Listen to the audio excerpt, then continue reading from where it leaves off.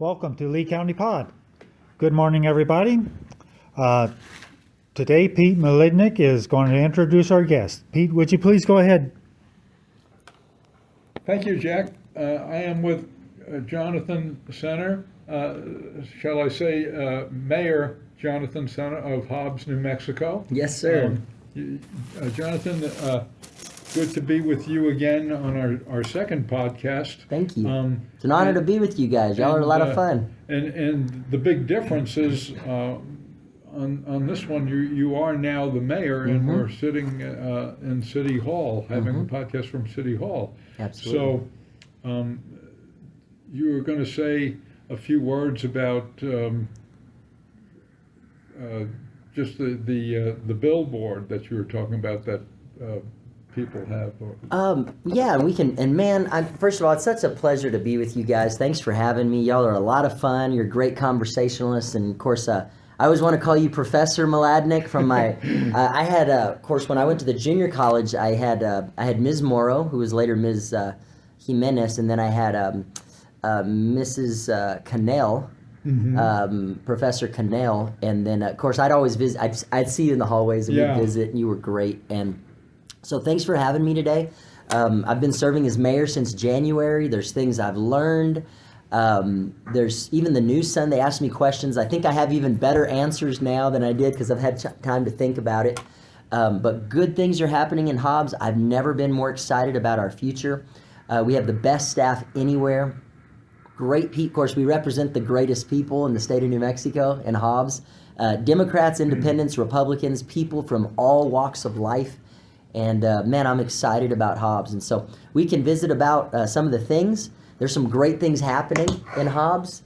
And but yeah, anything you want to talk about? You know, as with our first podcast, I think we're really here to talk about what we have in common, you know, as members of the community, and what affects one affects all. Yes, sir. That came through clear in our earlier podcast. Yep. But Hobbs is on the verge of having a refurbished event center.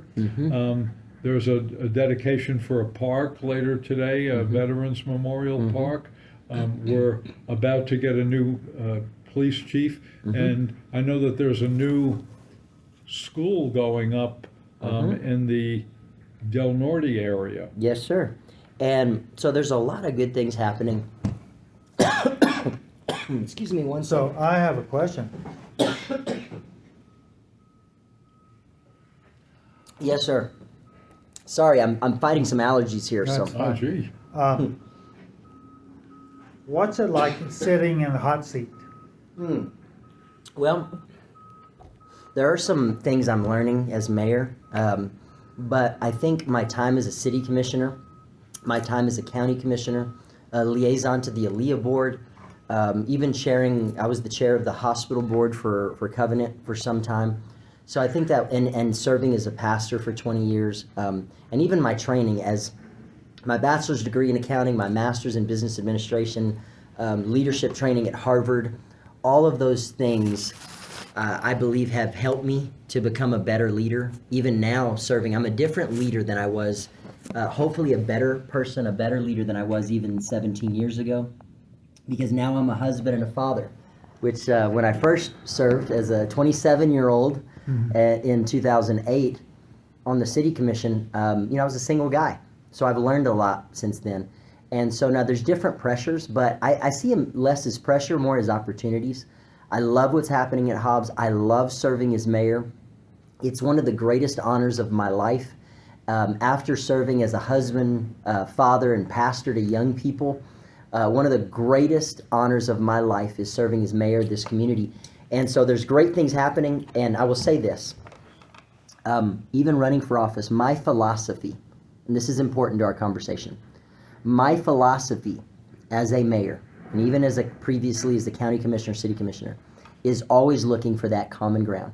You use that word, what do we have in common? Those sorts of words. That verbiage is important to me. Because I believe as Republicans, the most conservative Republicans, the most liberal Democrats, the most staunch independents, and independents are very staunch, How do you know if someone's an independent? They'll tell you, right? I have a good relative of mine, and she lets me know she's an independent, and that's okay. I love it. I love that. And so, as a leader, I'm always looking for common ground. Now, there's things we're going to disagree about. It's what makes us a society. It makes us a democratic republic. It's beautiful. That's okay. We can fight about those things all day. But for me, I'm always looking for common ground. So how does that work in local government? And for me as a mayor, is I believe all of us, we want a good, safe community. We want to take our families to parks, go for walks, and be safe. All right?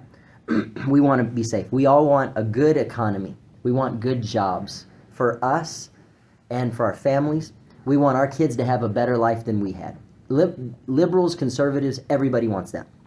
We want great opportunities. We want good health care. These are all things, good quality of life. And those are the areas that I try to focus on. Now, we all can have disagreements. I'm a conservative guy. That's never been a secret. I'm a Christian. My faith is a big, not just a big, but it's a big part of my life. It's the center of my life. But we all have there's different faiths in the community. That's okay. That's what makes us America. That's a beautiful thing. And but I believe when we look for common ground, we can get good things done. Now, right now, in the city, we're working on all the things, key things I talked about as a mayor or as a candidate running for mayor. And I'm working very well. Some people asked, they said, well, how's it going working with the commission? They're great. Dwayne Pinnick and I, we ran against each other during the campaign. And let me say this, because I know this is recorded, it's going to be on social media. Dwayne Pinnick is a phenomenal individual. He and his wife, Joanne, are great people, beautiful family, good businessman, and he has been a delight to work with, a real pleasure to work with. And he and I are working on key issues. So let's talk about those issues, all right? Infrastructure. Coming onto the city, as mayor, coming onto back on the city, hadn't been on in about 9 years since I was a city commissioner. Dwayne Pinnick, Laren Fields, all of us were working together. We passed the biggest, probably infrastructure resolution, probably in the history of Hobbs. $19 million development. So it not only addressed collapsed sewer lines on Joe Harvey, but it's also, so you have to be reactive a little bit, so we have to fix those. But now we're working to be proactive, moving up from Central and Clover Park. Clover Park, incidentally, that's where my wife and I began dating and where I asked her to marry me, right off Copper Street. So I love that little park there. There's renovations taking place there. I was criticized for the renovations there, but I think it's important. We have to do a lot of different things. And renovating for a park for the kids in the neighborhood is important. But we're working on infrastructure, sewer lines and things. And we're moving up through Central, Joe Harvey, and up through Grimes. It's great for everybody. It's fixing the collapsed sewer line situation. It's going to make infrastructure better. With good infrastructure, you can serve the citizenry and businesses well. And we're going to be communicating with the neighbors there. We're going to be fixing those streets to make them even better and nicer. I know we've had some older streets there that need work, so that's a great thing. So that's happening. We have $10 million worth of road development taking place in Hobbs. That's 81 miles. Okay. Wow, incredible. And it's in all the city commission districts. All right. There's a little bit of love for everybody going on that, and that's nice. I joked around during the campaign and I said, man, our roads have been so rough. The crevices and holes are so deep you can drill for oil, right? Mm-hmm. But I will say, the city commission and staff, they're working hard, man. We got a plan. A plan has been put in place even before I got on the commission, back on as mayor, and I helped fund that, working with the county commission, sending funds to the city of Hobbs to help fund that. So we're going to have $10 million worth of road development done. It'll be this year. Sheila Baker and her team are doing an amazing job. And we have a dashboard on the website. That's it. I said the billboard earlier. I meant the dashboard. Now this is great. A third grader could get on there and figure out where road development's going to take place in Hobbs, which is good for me because I'm all right with technology. I know how to work my iPhone and iPad and things, but I need help with technology sometimes. And that dashboard is beautiful. Anthony and Sheila, all the IT, they got together, City of Hobbs, and Todd Randall, and they put together this dashboard. You can see where all the road development's happening. You can see all these different things happening. It's wonderful. Wow. And we're going to keep working on roads. We're going to keep that. We're going to fill potholes. And I want us to work on the basics. I believe that if we take care of the basics in the city of Hobbs, that good things will happen with economic development. It's kind of like when you're dating in high school. You know, we put on, guys put on cologne and go shower, put on nice clothes and go on a date. As a city, we have to take care of ourselves that way too. We have to make sure we're doing well what we should be doing. Roads, economic development, and public safety. And if we're doing that, we can move forward. And with roads, just an example, I mean, good roads cuts down on money people have to spend on auto repair, which Yes. in turn they can use that money other ways, obviously, but Yes. they're so important.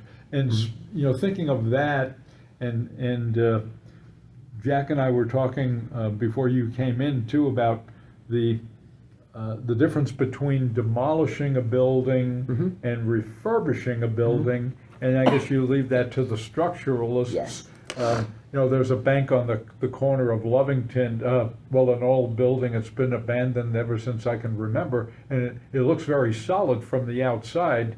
It was the bank that was across the street from the courthouse in Lovington. Oh, okay, Yeah. yes. I'm not sure. You might go up Lots of historical top buildings. side, and I mean, I would think that a building like that could be refurbished really to the benefit of the economy and Lovington as a whole. But right outside the window, we've got a big demolition project, and do you know what the outcome of that will be? Yes, so a few different things, and I love that what you're bringing up. So, the right here next to City Hall, you're seeing this is Dalmont Street as we're looking out the window here. So the Maddox Foundation is they're going to be putting their new headquarters there. Okay. There's going to be some great things happen. That place is going to be a gem, GEM. Okay, not an actual gymnasium, Yeah. but like a diamond in the Yeah. city. And I want to say this publicly. TJ Parks, the Maddox family, and the board, they've been a blessing to this city. They're a blessing to our community, our people. I have an education from College of the Southwest because the Maddox family invested so well in that institution for so many years, and I am so grateful. So they're doing some things. They're going to be working on Heiser Park, renovating, working with the city, funding that to get that renovated. It's going to be great for South Hobbs. They're going to be developing here on Broadway their new facility, and there's going to be some other details. I'll let them give some of the good news there, but that's going to be phenomenal, and I'm excited about that. And of course, down the street here on Broadway, we have a new restaurant coming in by Joy, one of the greatest caterers and chefs that Lee County has ever produced. She's opening a new restaurant. I'm not sure if it's May, June, or July when she's opening. Where will that be? Down the street, they've invested heavily renovating that. It's over by the Ship Plaza near there. And it's going to be a phenomenal restaurant. Great. So I'm excited. You'll be able to take your partner out there and Jack and take family, go eat. So So that's great. And then the condemnation stuff you mentioned. We want to see buildings, there's old buildings, we want to see them refurbished. But if they can't be, we have a condemnation process that built in there is time and where they can work with our staff to renovate it. But if they don't, we have to do what we can to condemn them, to move towards steps to remediate it and remove it. If not, kids get in there, get hurt, homeless people get in and start fires. People can get hurt if it's not. But we want to see places get renovated if they can. Go ahead, I'm sorry. Okay. Just wanted to finish that thought. okay, you mentioned that we have a new restaurant moving out downtown. Yep, yes, Okay. sir. How does that change the face of downtown? Typically, from my perspective, historically, downtown Broadway shuts down at 6 o'clock.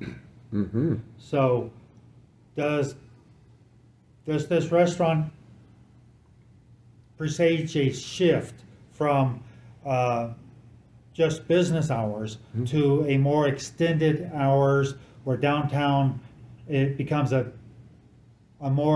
place for recreation and entertainment? Absolutely, and I think you hit it. You hit it great, Jack. You hit the nail right on the head. That's the start to it. Now, her hours in beginning, I don't know how far they'll extend in the evening. It may be more lunch and breakfast and lunch as she moves forward. I'm not sure. We'll have to check and see when her hours are going to be. But I think it's a start to move, to progress toward that evolution of seeing downtown a place where you don't just go and do business during the day. And we have great businesses there. The Martins have done phenomenal. Excuse me. El Cicerone has done so well for so many years. They're just great. There's some great businesses downtown. But I believe it will. And we need more of that. We need good restaurants.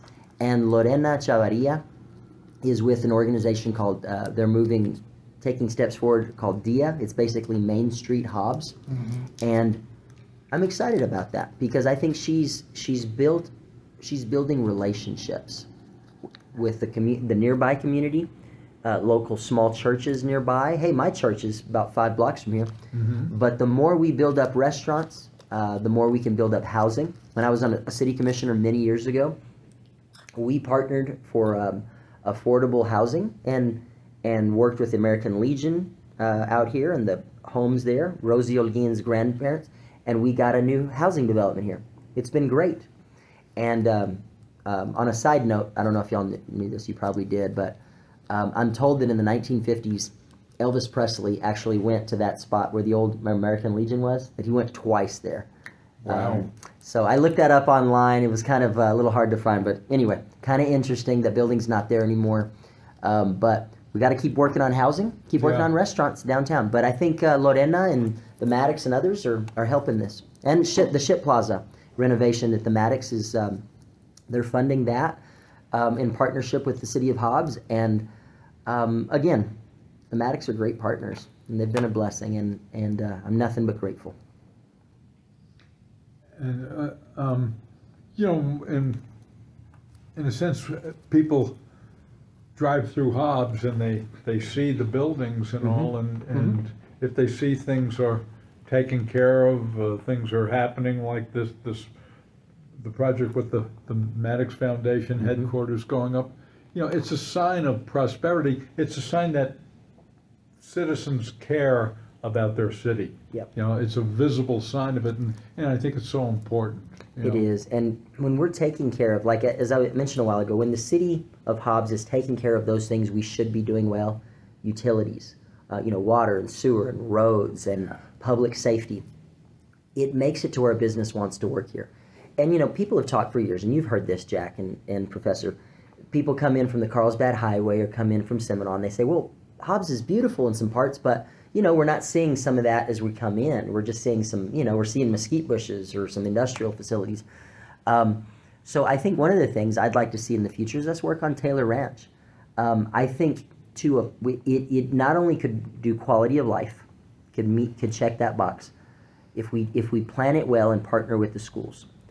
But it could also be beautiful for people seeing things come into town, or we have maybe a structure. Some people have talked about a nice structure and a part of a beautiful park and quality life development or some fun things to where people could pay and go to and get their gross receipt, add to the gross receipts in the community, or even places for people to walk around.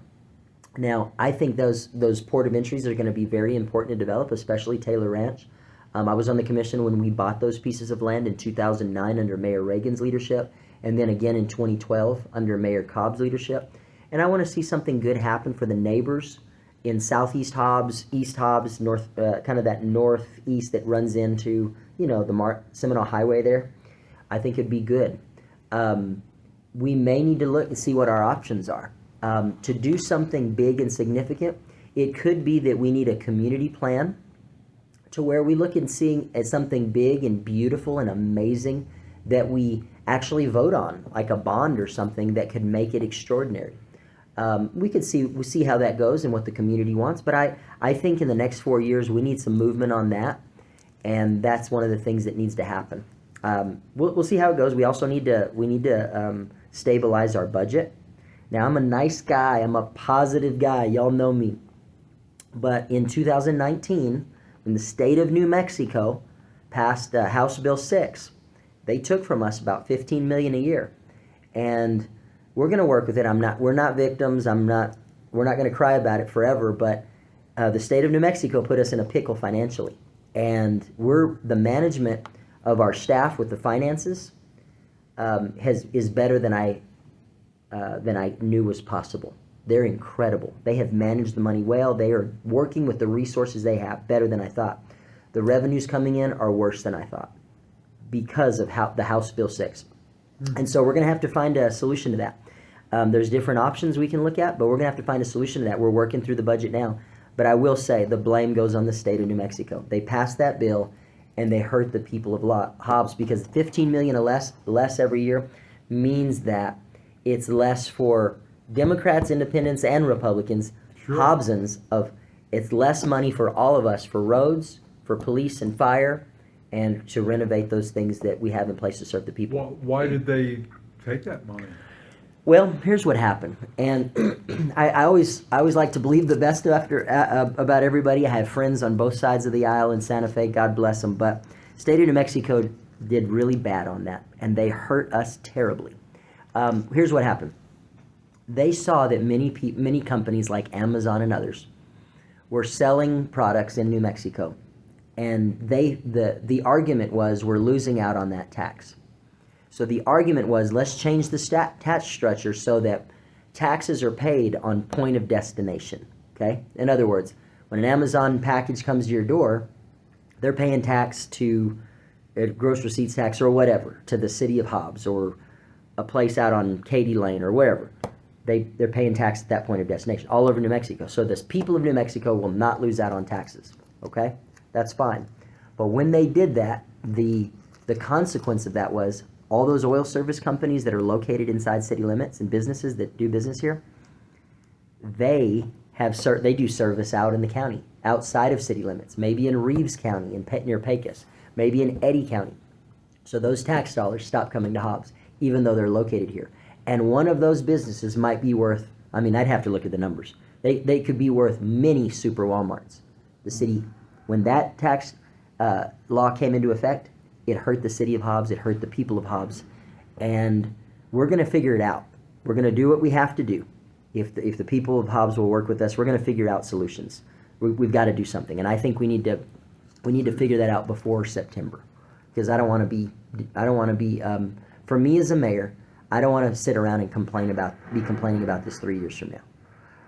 If we don't figure out the revenue side of things, we're going to have to. We would have to make severe cuts to what we're doing in services. And I think we've grown so much as a city because the buying power in Lee County is about $1 billion. So we have to expand retail. We have to make sure our revenues are correct.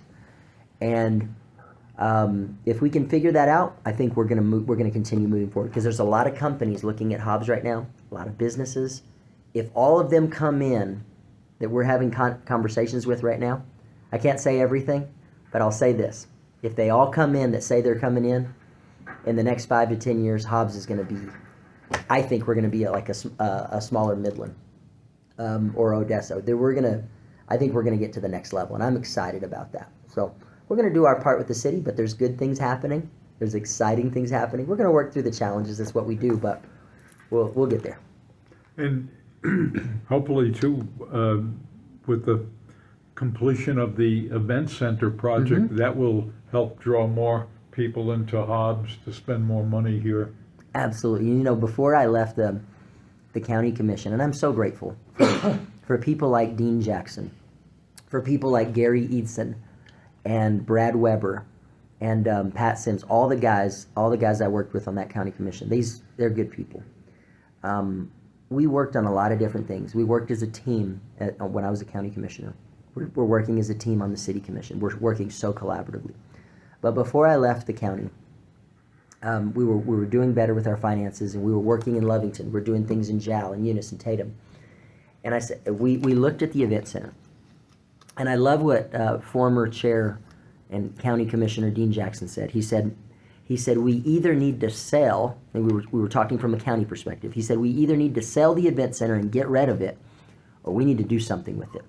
And I love that because it said because we had to make a decision, and the consensus was, and the will of the commission, 100% approval, said let's do something with it. Let's move forward, and let's make this place a blessing to the people of Lee County, and even a blessing specifically to the businesses and people of Hobbs. This is going to be So this is going to be great for everybody. So what we did was we studied that thing for like a year and a half, and we invested. I think they're putting in $54 million into that renovation. Wow. The theme of the building is oil and gas. As you see the structures, it's amazing. It's going to have places for taco trucks outside, a massive big screen you might see in Vegas or Manhattan, Times Square.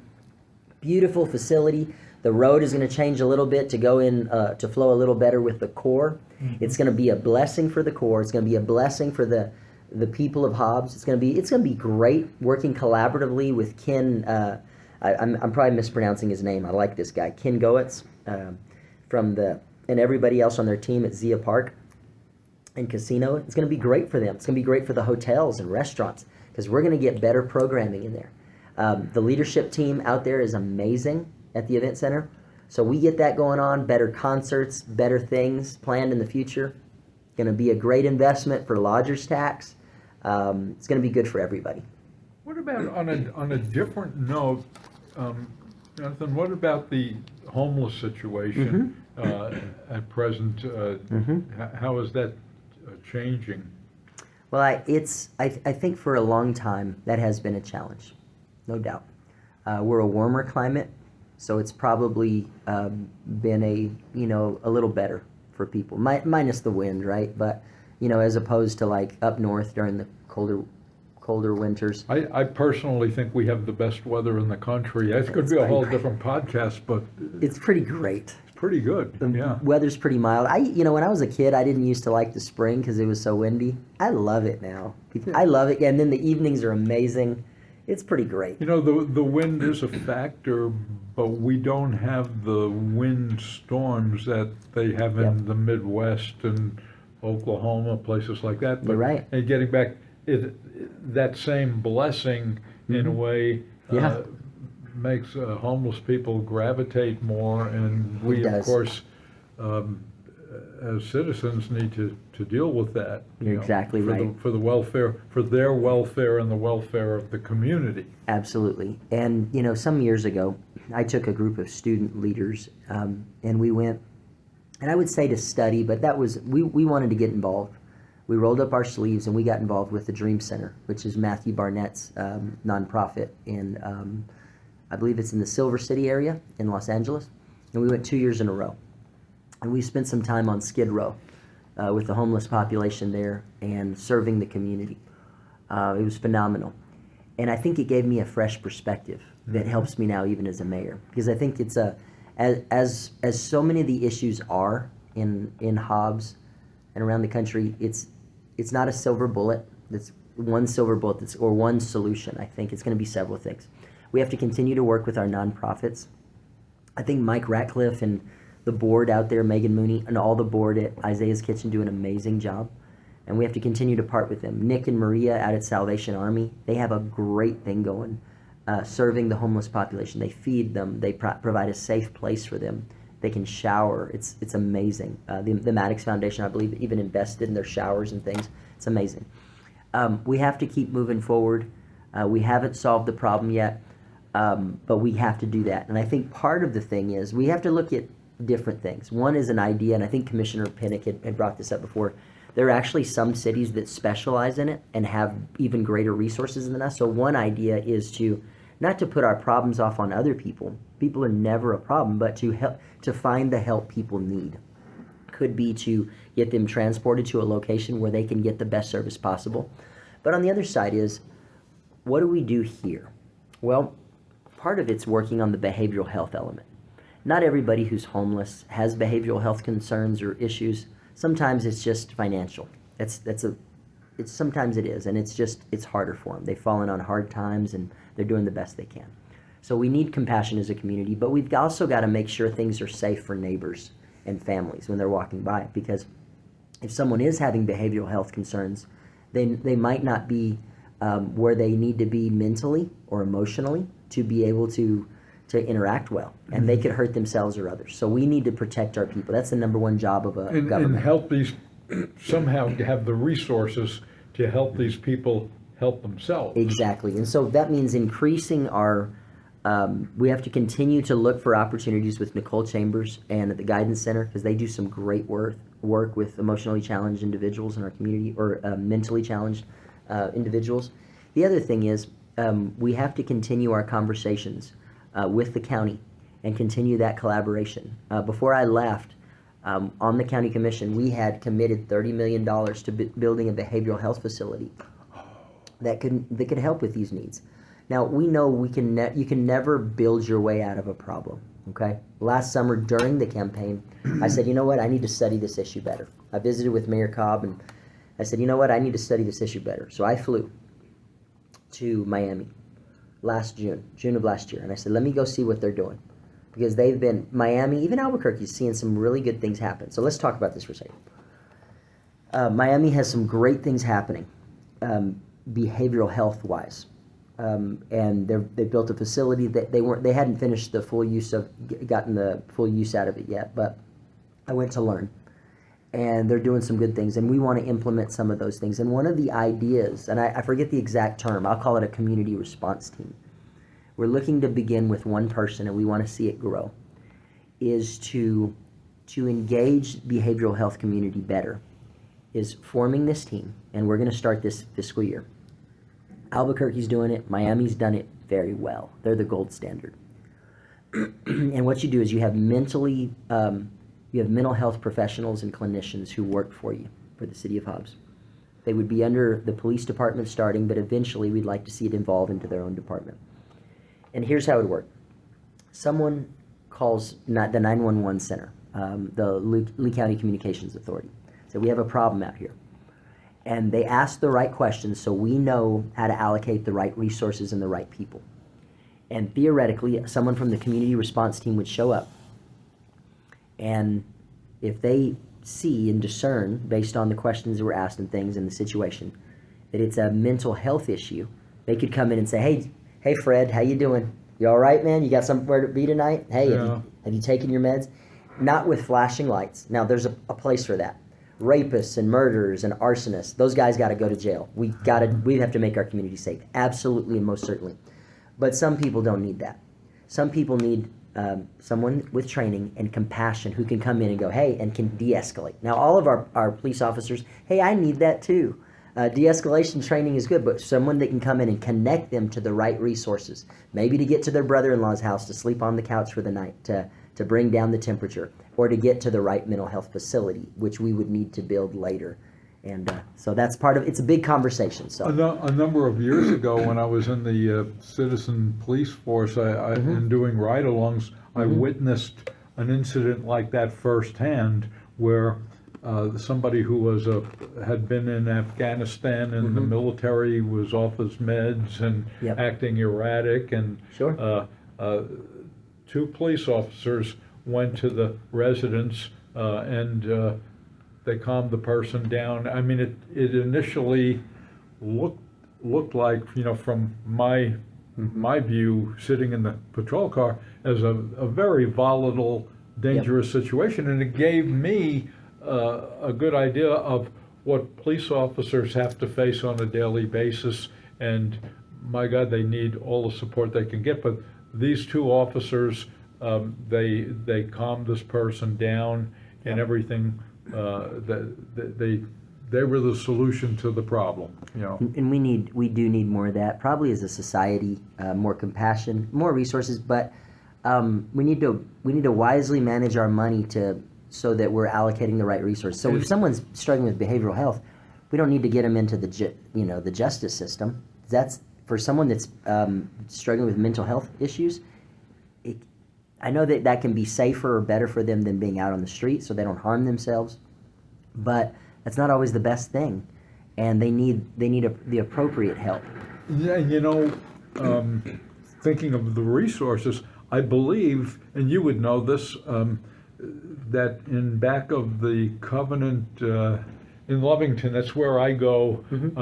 My doctor is there. I love it there. I feel very well taken care of. But they're building a behavioral hospital right behind the Covenant in Lebanon. Oh, okay. Yeah, Wow. and it looks like it's going to be pretty big. Wow.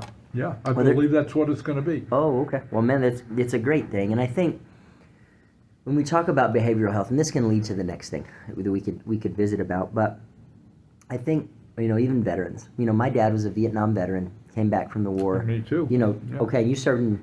Vietnam. Look at that. Thank you for your service. Thank you. Thank you so much. What year were you there? 67 to 68. Okay, my dad was there 68, 69. Of course, Tet Offensive.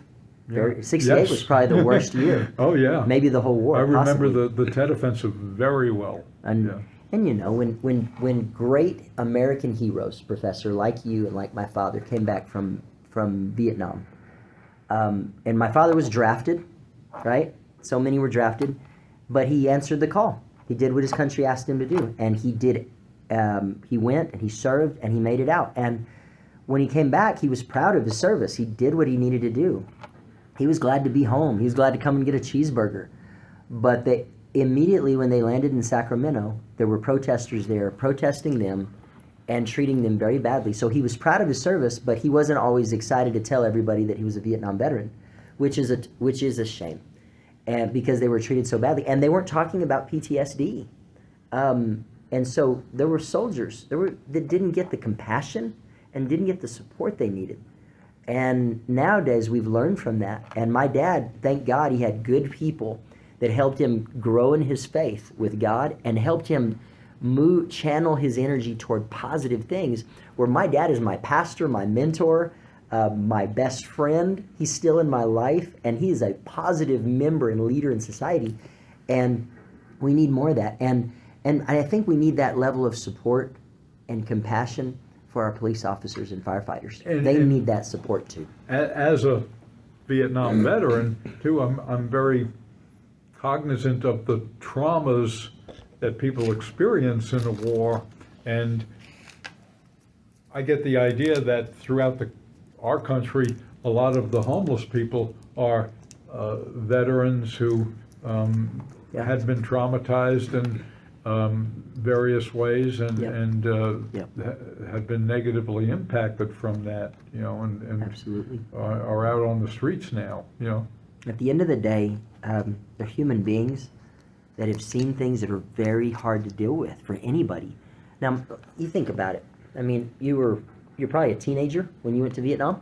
I was 19. 19. You were just a kid. My dad's age. Just a kid. And going and seeing so much, seeing the horrors of war, seeing people dying and all the awful things, and then, that's a hard thing. And then to come back and then just be a husband or a dad or a friend in society, but you're still trying to process like what to do with the pain and the anger and the hurt. What a hard thing to deal with, and even with our police officers. Sure. Who like you mentioned a while ago, they see things, police officers and firefighters and On a daily basis. on a daily basis, things I only read about on Instagram or a headline or a summary somewhere. They go and see it, seeing kids that have been, sexually abused, seeing abuse cases and death and car wrecks and all these things. And after a 12-hour shift, we expect them, we all do, we expect them to go from seeing all that, being a police officer, going home, going to a baseball game with their kids, going to Walmart, buying groceries, to be a husband, to be a wife, to be a parent, and go to church or whatever it is they're doing, and not have a good outlet for them to process. Now, there are some things in place, but I think as a city we should be better on that. We need to look for better outlets I couldn't to agree support more. them. Yeah. Because it's hard, and I think if our police officers and firefighters know that we support them and can back them with, I don't know what that would look like. If it's counselors, if it's a safe place where they can process and be healed, then they can know that we care about them as people, and then they can turn around and continue to serve the people of Hobbs. And to really behave, to be aware of, and to act like they are an integral part of the community. Mm-hmm. They're not separate from we three average citizens. They are us, and support them in doing their job because it's for their well-being and for ours. And I will say, I'm learning more. I'm so impressed with our firefighters, and I'm so and EMS staff. I'm so impressed with our police officers. These are some of the greatest people I've ever met in town. And They're amazing, and they work so hard, and they're so young. soon They're very young. we'll be having a new chief of police. Yes, and so I'm excited about that. You'll be hearing an announcement soon, and And you're not going to tell us. oh Of man, course we'll let You know, we'll see how that goes. We'll let we- the new sun get some ink, maybe. We want you to, but Absolutely. If we appreciate, it'll be we'll know soon. Yeah. Absolutely. So let's talk about it, because I talked about it during the campaign and even through. So Ronald Reagan used to say, he said, hire good people, and then I'm paraphrasing. He said, hire good people, then empower them to do their job. Yeah. And so I think that's good. With the city of Hobbs, the way our charter's set up, our city constitution, quote unquote, is that the city commissioners and myself as mayor, we have one employee. That's the city manager. Now we work with department heads and staff. It's a very symbiotic relationship, right? It's a small town. We got to work hard to work well together, all of us. But the police chief position is one that is hired or fired by the city manager. Now, during the campaign, I talked about the things that mattered and things people were communicating to me. Obviously, we were seeing lawsuits and a lot of internal, turmoil, right? And so I said, man, I wanted to see this change. And so I talked about and I talked about this during the campaign. I said several things, and some people got mad at me about it, but that's just how I felt. I felt at this time that we needed to get someone from the outside. Okay? All the top 3 candidates at the end were from the outside. I felt like that was important. And, whether it's 3 or 5 years or whatever, we need to get things done, taken care of internally. We need to build the morale of the troops, all right? The officers there. They need to know that we support them. When they're doing a good job and have done everything, and they're trained and done everything we've asked them to do, then they need to know we support them and that we're with them. And support them with adequate pay. Adequate pay. Yeah. And now they're number 1 or number 2 in the state in pay. But I think with officers, it's pay, and that's important. It is, no doubt. But it's more. They need to know that we care about them as human beings. And we talked about this a second ago. They need to know that behavioral health, man, that we support. We care about them as individuals. We care that we want firefighters and police officers. I want them to have good marriages. I want them to have good kids or good relationships with their kids. I want them to have good home lives. I want it to be where police officers love their work when they come here. And if they want to come here for a short time and get training in somewhere else, that's fine. But I want them to look back and say, I had a great experience in Hobbs. They treated me well. Now, my bigger hope is that they stay here and retire here. And they say, you know what? I'm not trying to buy my time back and get out the door and go work as a safety officer in the oil field. Now, they can do that. That's fine. I want them to if that's what they want. But I want them to say, you know what? I love my job. They supported me so much. They gave me helped me with certifications. They trained me. They helped me. They trained me for the courtroom. They trained me to de-escalation training. They gave me the best training to serve, so that I love it and I miss my job with the city. So that anything else they do, they miss serving here. That's what I want for them. That's the kind of climate, Mayor Sena, that Dr. Steve McCleary fostered when I was at New Mexico Junior College, and most of my 30-year time there, Steve was the president. Yep. And I've heard the word before, and I'll use it right now. Family, and he made me and others feel like we were part of a family, and what a good example of a leader. As we come toward the end of our talk today, and which makes me look forward to another talk with you, because you're absolutely. I mean, you're so articulate on Thank you. what you feel is important. I really think that a mutual friend of ours and a political mentor of yours, the late Carl Mackey, would be very proud of where you are today. Thank you. In our last podcast, were with Evelyn Rising, and Carl came up, and I mentioned that when he saw something, when he felt something was wrong, he acted upon it and with great integrity, and I think he'd be very proud of you today. Thank you so much. Well, I tell you what, I'm going to try not to choke up because you mentioned two of my favorite people. Oh, yeah. Dr. McCleary was one of the, one of the greatest, could be the greatest One of the leader. greatest people easily that I've ever known, and Carl Phenomenal. was a student of mine, actually. They were you know. amazing. And Amazing. both great Yeah. people. Dr. McCleary, I stepped into politics under Robert Guthrie's leadership. He was my professor, and then Dr. McCleary's leadership. Another wonderful person, Amazing. Robert Guthrie. But They helped me. Carl had a great sense of humor too. He did. Carl was a civil rights leader, and he never lost his compassion for people. He evolved into a statesman, and so he was both, and which was interesting, because Carl Mackey, I had seen him at the junior college back in 1999 when I went to school there, and I didn't know just what I read about him in the newspapers, but we started training together, and we both came in 2008, and he was my best friend in politics. We were so different politically and otherwise, but the more we talked, we found out we had common ground. We talked about this in the beginning. We had a conversation, and we kept talking and kept looking for ways, and we found out we both love people, and we worked on so many things together, so many things, infrastructure, things that we're doing now in housing. We laid the groundwork, I believe, in 2008 through his time, when he died in December of 2010. We laid the groundwork for all the housing incentives that came about, and Carl was great. It's not that we had all the expertise of how to do it. We just knew that there were issues. We communicated with the people and worked on them. And Carl, in November of 2010, I stood up in his, it was his anniversary when they renewed their vows. And obviously Carl he was an African-American leader and friend, and he had in his renewal of the vows the jumping over the broom, the African-American tradition. And I was the only, I'm half Hispanic and half Anglo, so I was the only white guy in the whole thing. And they were so good to me, Carl and Lois. They adopted me into their family. All his kids are they're like my brothers and sisters. I love all of them, just all of them. They're amazing, and I'm still close to them to this day. They were at my announcement party, the Lois and the family, the girls and everybody. Most of the kids were at my election night party, I believe, and we've been friends all these years. And I miss Carl. Sometimes I'm at commission meetings now, and I'll look over at that wall, and I see the picture of Carl, and I remember him sitting there.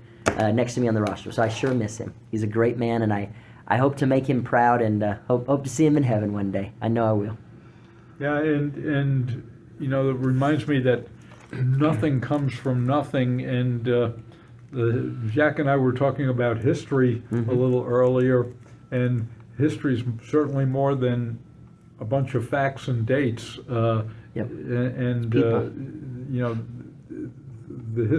It's an appreciation of the history of Hobbs and Lee County helps, to know where we are. It's good to know where we were as a people. Absolutely. People like Carl Mackey, they influenced my life. Dr. McCleary influenced me. Sure. I have my master's degree because of Dr. McCleary and Bob Reed. They were the angels on my shoulder encouraging me to do that, and I'm so grateful for them. Gary Don Reagan, former mayor, he was a mentor for me. He helped me, and even Sam Cobb. These are great leaders. They're all very different. I'm different from them.